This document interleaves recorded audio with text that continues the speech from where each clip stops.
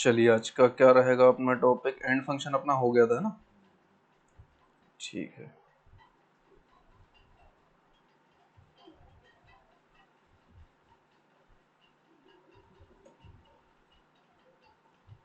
Training Excel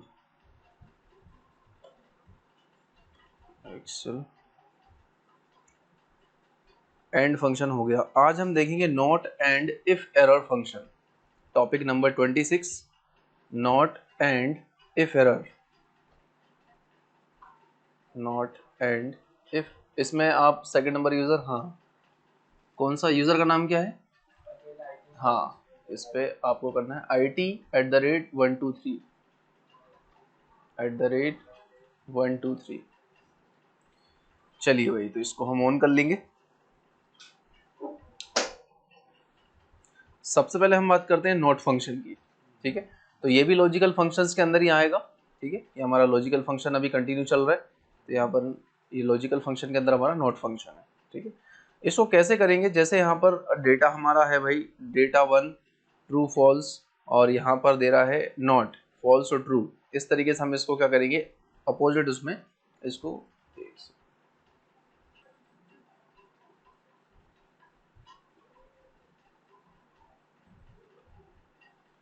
चलो देखते हैं।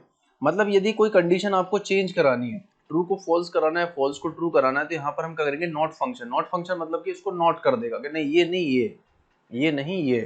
तो इसके लिए हम क्या करेंगे, जैसे भाई सपोज मैंने यहाँ पर लिख रखा है ट्रू, और ट्रू में आप देखोगे मैंने यहाँ पर इसको यदि मुझे फॉल्स कराना है तो मैं इसके आगे क्या लगा दूंगा, इक्वल टू नॉट और उसका सेल नंबर। ये मेरा कौन सा सेल नंबर है, B5। तो B5 मैंने दे दिया, तो आप देखो जो भी यहाँ पर कंडीशन लिखा हुआ है उसको मैंने क्या कर दिया, ट्रू को फॉल्स करा दिया। और यहाँ पर फॉल्स लिखा है, फॉल्स को क्या कर देंगे हम, ट्रू कर देंगे। तो not function convert true to false और फॉल्स टू ट्रू। बस ये ट्रू और फॉल्स के लिए हम इसको अप्लाई कर सकते हैं, सिंपल सा है ना। तो यहाँ पर आप एक छोटा सा यहाँ ट्रू को कर देंगे और ये फॉल्स हमारा डेटा रहेगा, और इसमें फॉर्मूला लगा देंगे नॉट B5, तो हमारा ट्रू हो जाएगा। यहीं पर हम इसको इम्प्लीमेंट कर लेते हैं। नॉट, मैंने टैब बटन प्रेस किया, ये दिया, इसका हम बंद करेंगे, तो जो भी वैल्यू होगा उसका अपोजिट कर देगा। क्लियर? ट्रू को फॉल्स, फॉल्स को ट्रू। क्लियर? ट्रू फॉल्स अपने आप लेगा ये? नहीं, ट्रू फॉल्स आपको लिखना पड़ेगा यहाँ पर। जैसे आपने TR ट्रू लिखोगे तो ये ट्रू नहीं, आपको एग्जैक्ट वाला ट्रू देना पड़ेगा। मतलब जो हम यहाँ पर लिखते हैं, सपोज मैंने यहाँ लिखा TRUE ट्रू, कैपिटल दोगे तो ऑटोमेटिकली, मैंने बताया था जब हम कैरेक्टरिस्टिक पढ़ी थी कि जो ट्रू एंड फॉल्स होता है वो सेल के बीच में आ जाता है और कैपिटल हो जाता है, और फॉल्स भी इसी तरीके से रहेगा। ये मैंने फॉल्स दिया। यदि यहाँ पर मैं नॉट फंक्शन लगाता हूँ तो मैं क्या करूँगा, सिंपली इक्वल टू का साइन दूंगा, यहाँ पर लिखूंगा क्या, यहाँ पर हम देंगे नॉट। अब इफ का काम खत्म हो गया, अब नॉट देंगे, नॉट के बाद हम दे देंगे सेल का नंबर, जिस सेल में ट्रू है, ट्रू को फॉल्स कराना है आपको, ये हमने दिया। देन हमने ये बंद कर दिया, इसको हम इंटर कर देंगे, तो देखिए ट्रू का क्या कर दिया, यहाँ पर इसने फॉल्स कर दिया। और यहाँ पर फॉल्स का ट्रू कराना है तो मैं यहाँ पर इक्वल टू का साइन लगाऊंगा, यहाँ पर लिखूंगा नॉट, देन हम टैब बटन देंगे, फॉल्स का सेल नंबर देंगे, इसको हम ब्रैकेट से बंद कर देंगे। आपको उसमें समझने में कोई प्रॉब्लम तो नहीं हो रही? हाँ, इसीलिए कर रखा है ताकि बच्चों को वो क्लियरली वहाँ पे दिखाई दे। हाँ चलिए ठीक है, तो ये सिंपल सा है, आप इसको या तो नोट डाउन कर लीजिए। आज कौन सा चैप्टर कर रहे हो अयान? सेकंड नंबर है ना, फर्स्ट से लेकर के पैराग्राफ तक, मतलब उसके जो 2.1 2.2 से लेकर के लास्ट तक की कंप्लीट करना है अपने को। ठीक है, कौन कौन सी की उसमें पड़ गई? नहीं, उसमें कीज तो होंगी ना, कुछ कीज बड़ी होंगी, देखो वही है। ठीक, कंटिन्यू करेंगे उसको।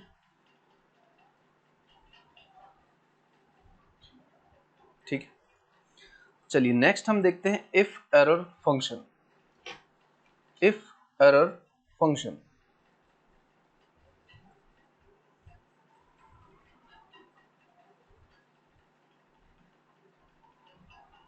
चलिए अब इफ एरर में क्या होगा कि भाई इफ एरर फंक्शन वहां पर काम करेगा जहां जिस सेल में कोई एरर आया होगा। ठीक है, यदि एरर नहीं आया तो एज इट इज प्रिंट कर देगा, और यदि एरर आया है तो आपको क्या मैसेज प्रिंट कराना है, वो मैसेज हम इसमें प्रिंट कराएंगे। तो चलिए मैं यहाँ से एक रॉ डेटा को कॉपी कर लेता हूँ। ये मैंने एक रॉ डेटा ले लिया, और मैं यहाँ पर एक शीट ओपन करने की शॉर्टकट क्या होगी? F11 शिफ्ट के साथ है, शिफ्ट के साथ F11, और लैपटॉप में फंक्शन शिफ्ट देन F11 है ना। मैं यहाँ पर कंट्रोल V कर दूंगा भाई, तो ये देखिए मेरा डेटा यहाँ पर पेस्ट हो गया। क्लियर है। अब मुझे यहाँ पर लगाना है इफ एरर फंक्शन। ठीक है, इफ एरर फंक्शन मैंने बताया कहाँ काम करेगा, जहाँ पर एरर आएगी, और एरर देखो कहाँ पर है, यहाँ पर है।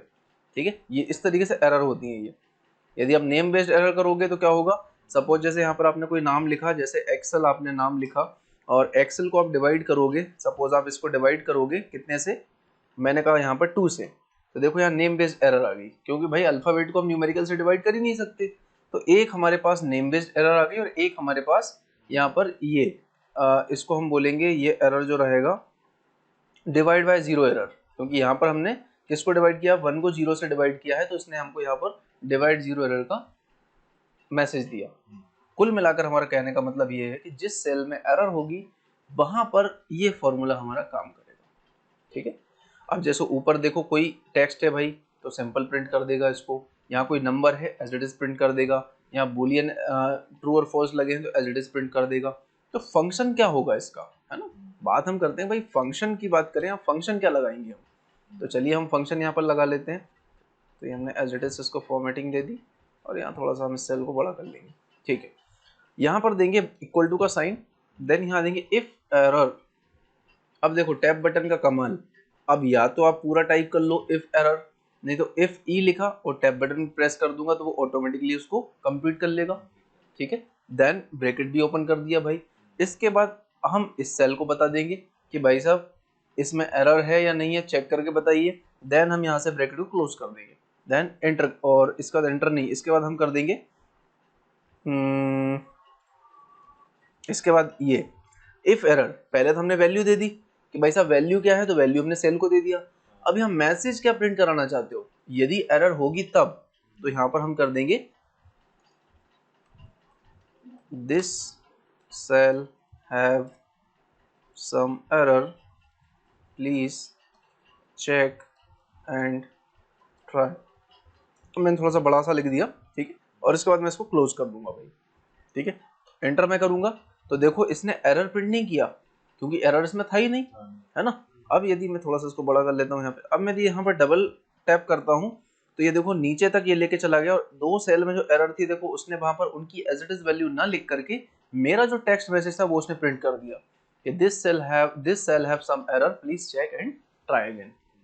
ठीक है, तो ये हमने हिंट के लिए इस फंक्शन का हम यूज कर सकते हैं, जिस भी सेल में हमारे एरर होगी वहां इफ एरर फंक्शन आपकी हेल्प करेगा।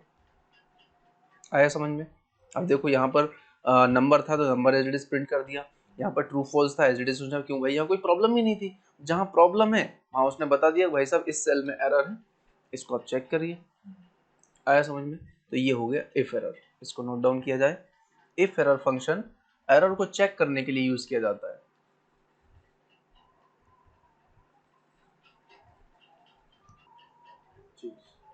ठीक है, चलिए आगे बढ़ते हैं। ये शीट आपको मैं कर दूंगा जेड ड्राइव में, तो आप इसकी प्रैक्टिस करना। कल वाली भी आपने शायद किया नहीं था, मेल नहीं किया था क्या, चलो एक बार चेक कर लेंगे अपन, है ना। ठीक है, आप मुझे याद दिला देना। हो गया, अब हमारा हो गया सिस्टम। आपका सिस्टम तो हो गया रेडी, इशू कर रहा है। चलिए नेक्स्ट क्या है भाई अपना, नॉट एंड इफ एरर हो गया। देन है auditing tools. Auditing tools 27 number topic है, ऑडिटिंग टूल्स। ठीक है, चलिए स्टार्ट करते हैं इसको। ऑडिटिंग टूल्स भाई क्या है, using auditing tools displaying depends and president errors. ठीक है, इसको सबसे पहले हम शीट पर चलते हैं, यहाँ आपको चीज़ समझ में आएंगी। Evaluate formula, okay. सिंपली जैसे कि आप फॉर्मूला लगाते हो, ठीक है, और आपने पढ़ा होगा क्या बोलते हैं उसको,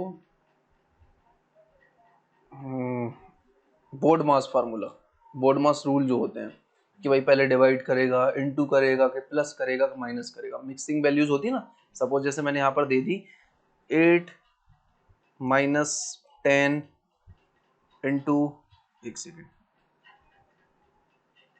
फिर से मैं रिपीट करता हूँ यहाँ पे, 8 इंटू 10 माइनस 5 डिवाइड 2 प्लस 12, इस तरीके से। तो इसका आंसर क्या आएगा?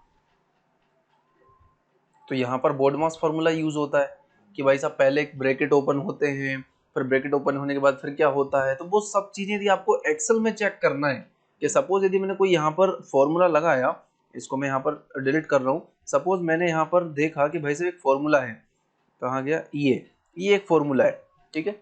अब इस फॉर्मूले का आंसर 23 कैसे आया? कि एक्सेल या बोर्डमॉस क्या पहले रूल फॉलो करता है, उसको हमको ऑडिट चेक करना है। तो कैसे होगा? उसके लिए सिंपल सा है, आपको जाना है फॉर्मूला टैब के अंदर। कहाँ जाना है? फॉर्मूला टैब के अंदर जाना है, और यहाँ पर आपको मिलेगा evaluate formula, formula auditing tool के अंदर, ठीक है। इवेल्युएट फॉर्मूला मिलेगा आपको फॉर्मूला ऑडिटिंग टूल के अंदर, मतलब पहले फॉर्मूलाज टैब के अंदर, फॉर्मूला ऑडिटिंग ग्रुप के अंदर, इवेल्युएट फॉर्मूला के अंदर, इवेल्युएट फॉर्मूला के अंदर।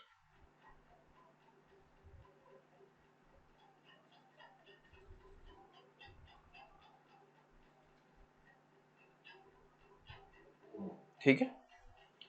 तो अब इसको कैसे चेक करेंगे? तो सबसे पहले जो रिजल्ट आया ना भाई, ये तो रिजल्ट आ गया, चलो जैसे भी दिया उसने।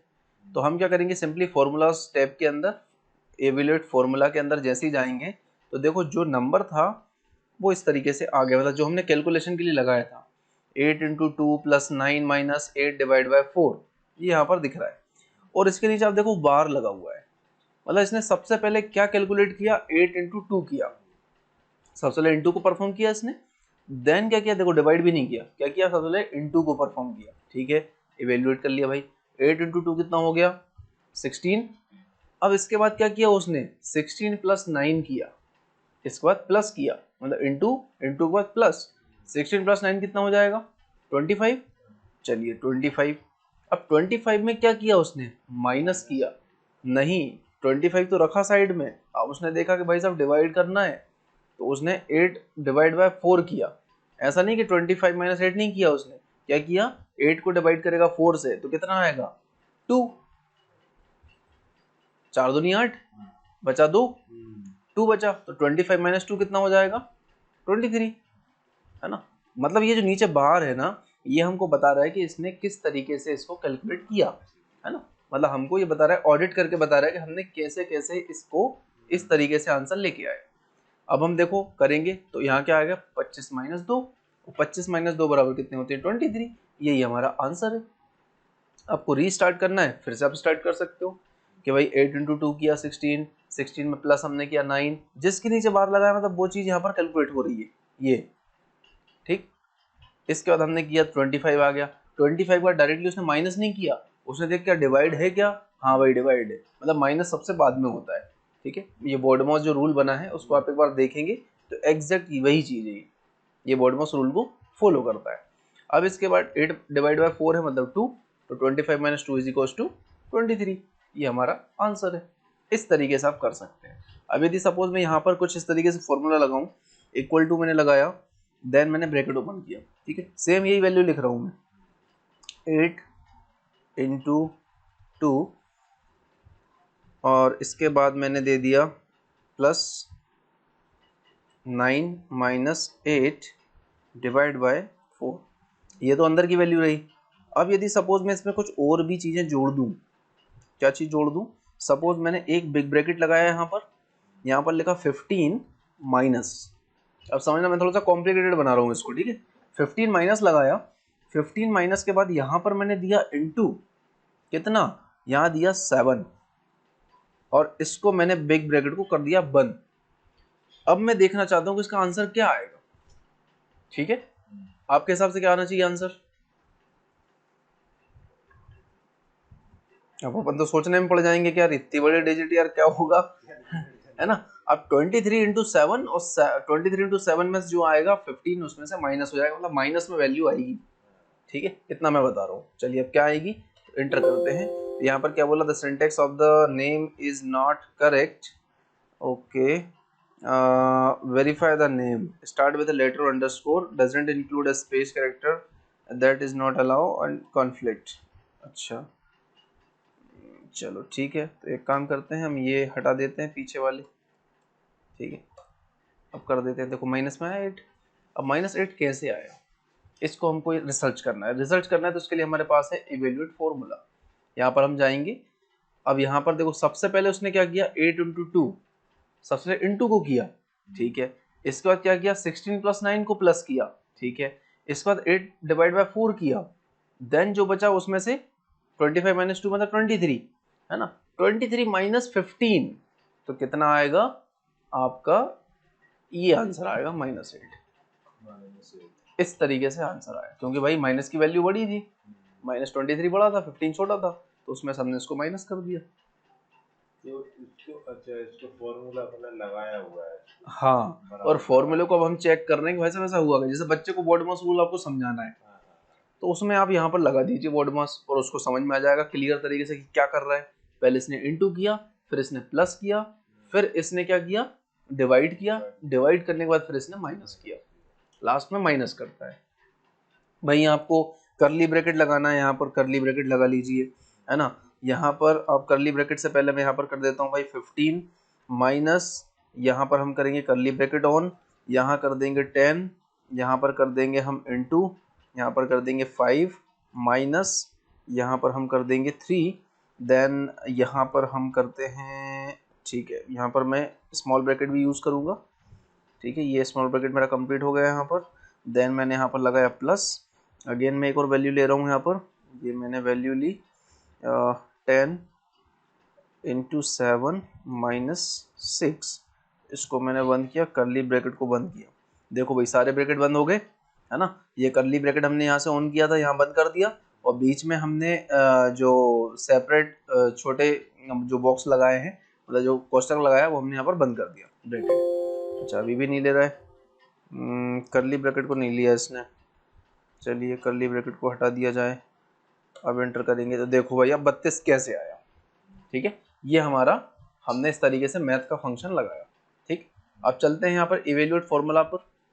तो सबसे पहले उसने क्या किया, इनटू, हमेशा सबसे पहले इनटू करता है ये, जहां इनटू मिलेगा उसको पहले इनटू करेगा, और ऐसा नहीं कि दोनों इनटू को एक साथ कर देगा। सबसे पहले 10 इंटू 5 किया उसने, देन क्या करेगा 50 हुआ, 50 में से 3 को माइनस किया, ठीक है।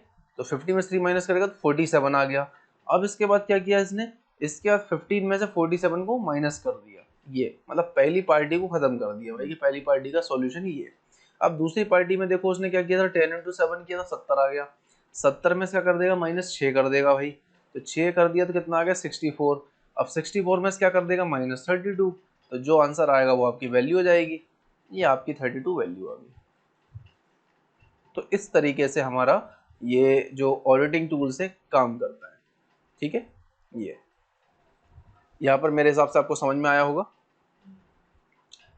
अब यहाँ पर कुछ चीज़ें और हैं, जैसे कि यहाँ पर हम बात कर रहे थे कि भाई using auditing tools for displaying dependent and president arrows, ठीक है।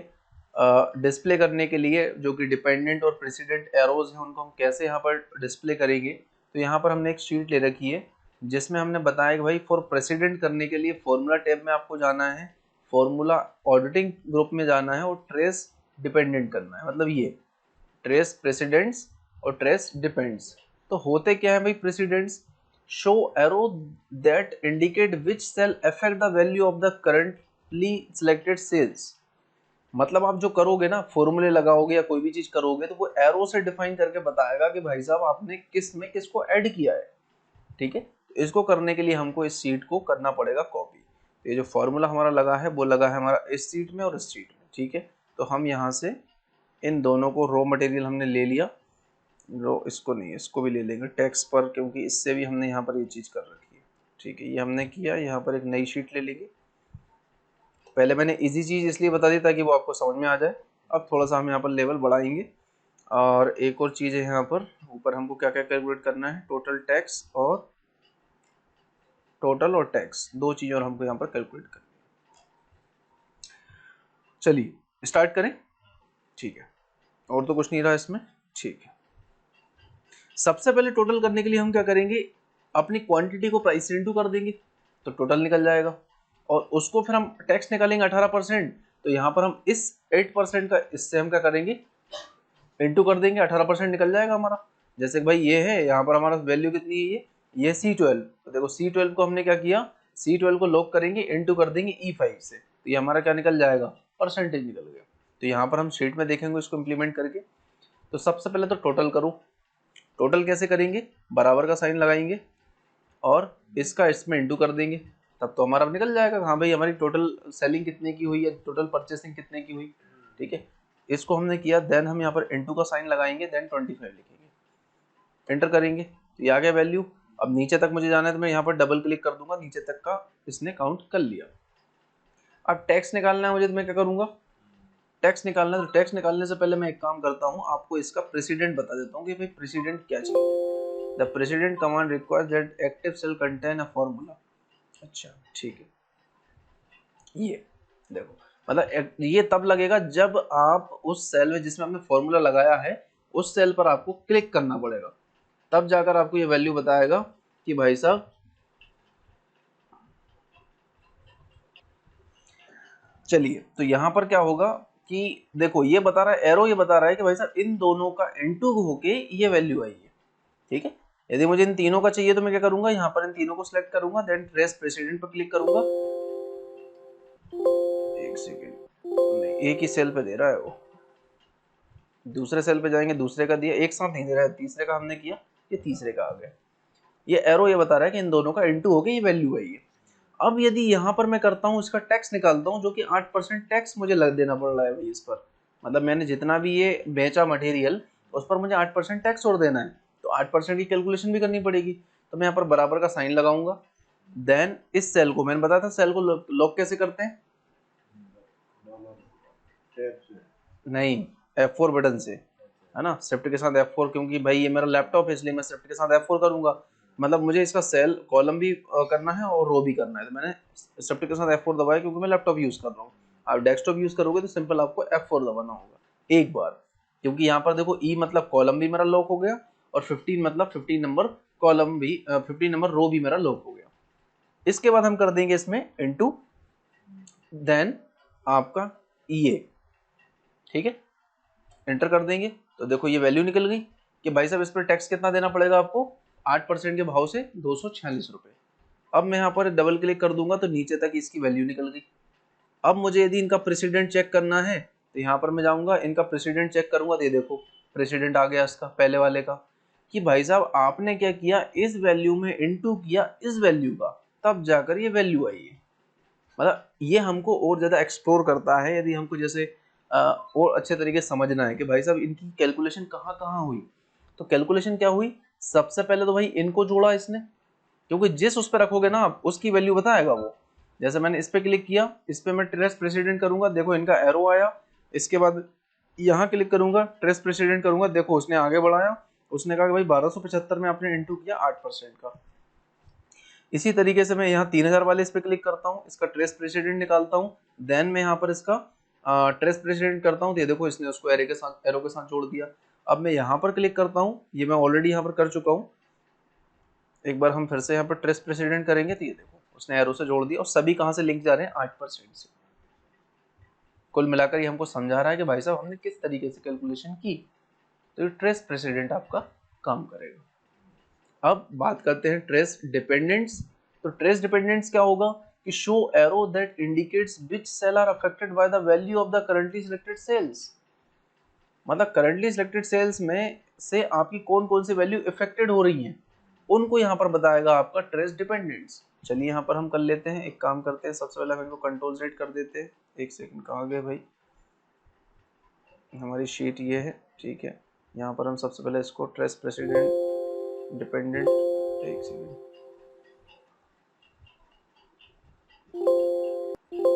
रिमूव एरोस, ठीक है, रिमूव एरोस से आप एक बार में सभी एरोस हटा दोगे।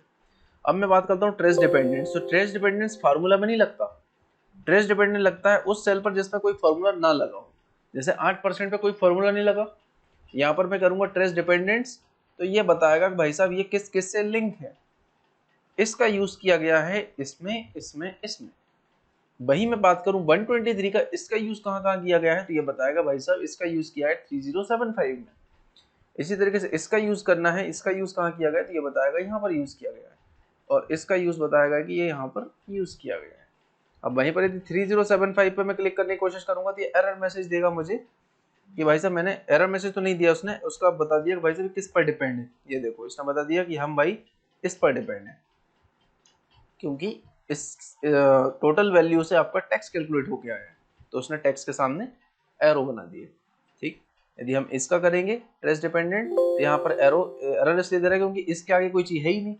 हाँ, यदि इसके आगे आपको जाना होता तो ये उसको बता दे हाँ हम किस पे डिपेंड है, आगे कोई डिपेंडेंसी है ही नहीं, है ना। तो ये चीज हमने देखी यहाँ पर कि भाई फॉर्मूला ऑडिटिंग के अंदर ट्रेस प्रेसिडेंट क्या होता है, जो हमको ये बताता है कि आगे चल के क्या हुआ, और ट्रेस डिपेंडेंस ये बताता है कि भाई साहब ये किस किस सेल पर डिपेंड है।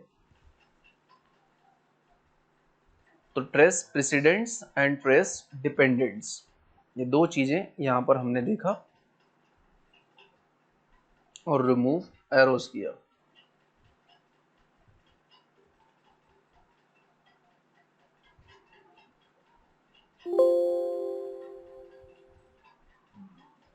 अब जैसे मैंने कमांड आपको बताई थी भाई फॉर्मूला देखने की, कंट्रोल टिल्ड बताई थी ना, कंट्रोल टिल्ड।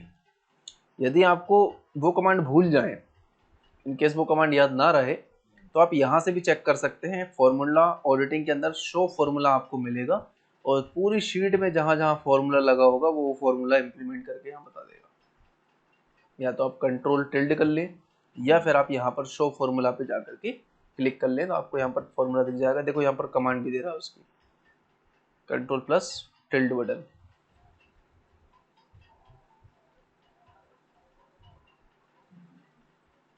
ठीक, आ गया इतना समझ में,